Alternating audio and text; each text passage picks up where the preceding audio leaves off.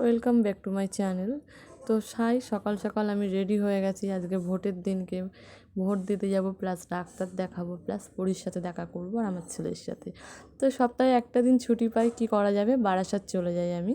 বারাসাত যাই, আমি ফ্যামিলির সাথে একটু সময় কাটাই। সপ্তাহে একটা দিন ছুটি পেলে একটু ফ্যামিলির সাথে ওদের সাথে সময় কাটাই আমি, কেন ওদের সাথে আমার রোজ রোজ দেখা হয় না তাই।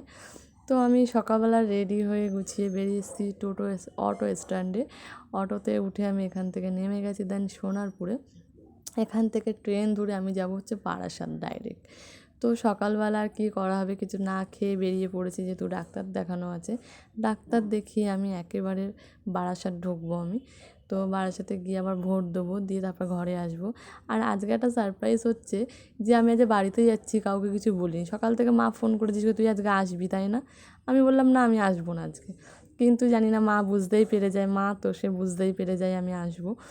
কিন্তু বাড়িতে যাচ্ছি কাউকে না জানিয়ে। আর সবথেকে বেশি আমার বাড়ির থেকে বেশি খুশি হয় আমার ভাইয়ের বউ আর আমার ছেলে, খুবই খুশি হয়। এরা দুটো সারাক্ষণ আমার পিছনে পড়ে থাকে। তো আমি বাড়িতে এসেছি কাউকে না জানিয়ে, দরজাটা ঠক ঠক করবো। আমি তো ভেবেছিলাম যে খুশি গেট খুলে চমকে যাবে, কিন্তু বাট যাই হোক, গেটটা ঠক ঠক করার পরে দেখলাম যে আমার দিদা গেট খুলেছে। তো একগাল হাসি নিয়ে, এই মানুষটা আমাকে খুব ভালোবাসে। ইভেন্ট মানে আমি এত দূরে থাকলেও ওনার সবসময় টেনশন লেগে থাকে যে মানা কেমন আছে। একগাল হাসি দিয়ে দরজাটা খুলেছে। আর খুশি মেয়েকে খাওয়াচ্ছে বলে ওর জন্য দিদি বলছে, দিদিভাই আমি এখানে জানি তুমি এসছো, তো এখানে ফোন নিয়ে এসো না। আর এটা হচ্ছে আমার ভাই। ও হচ্ছে রান্নায় খুব পারদর্শী, মানে খুব না, রিসেন্ট রাঁধুনি হয়ে গেছে। তো আমি বললাম যে খাওয়া যাবে, বললো হ্যাঁ খেয়ে দেখবি তুই। তো চলো ও রান্নাটা শেষ করুক, ততক্ষণ আমি একটু ভোট দিয়ে এসে পরীর সাথে খেলতে বসেছি। আজকে একটু অনেকটা সময় পেয়েছি, অনেকটা বলতে 15-20 মিনিট সময় পেয়েছি, পরীর সাথে গল্প করবো, পরীর সাথে খেলবো। তাই আমার ছেলেকে বললাম যে বাবা একটুখানি আমার ফোনটা একটু ভিডিও ধরে দেন, আমি পরীর সাথে গল্প করছি, পরী আমার সাথে কথা বলছে, কি সুন্দর, একটু ধরে দে আমাকে। তাই ও আমাকে ধরে দিল যে মা আমি তাহলে তুলে দিচ্ছি, তাই তুলে দিল। আমি পরীর সাথে গল্প করছি, দেন আমি খাওয়া দাওয়া করে নিয়েছি, একগাল ভাত খেয়ে নিয়েছি, যেহেতু অনেকটা বেলা হয়ে গেছে, 4-5টা বাজে।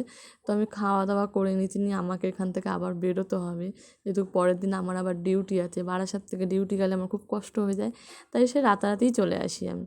তো আমি দেন বারাসাতে চলে এসেছি। আমি সবার সাথে একটু সময় কাটিয়ে বারাসাতে এসে এখন আমি যাচ্ছি ঘরের দিকে, যেহেতু যেখানে থাকি আমি সেখানে যাচ্ছি, পরের দিন ডিউটি আছে।